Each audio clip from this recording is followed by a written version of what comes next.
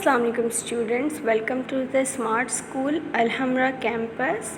I am your class teacher Miss Umbul Mir. Today's topic حرف تہجی الف سے یہ تک.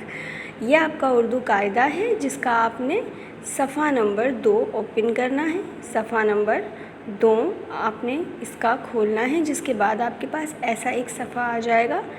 چلیں اب ہم ترتیب سے حرف تہجی پہلے پڑھتے ہیں. الف علی مدہ بے پے تے ٹے سے جیم چے ہے خے دال ڈال زال رے رے زے سین شین صاد ضاد توئیں زوئیں عین غین فے کاف کاف ڈنڈے والا گاف لام میم نون واو ہے حمزہ چھوٹی ہے بڑی ہے.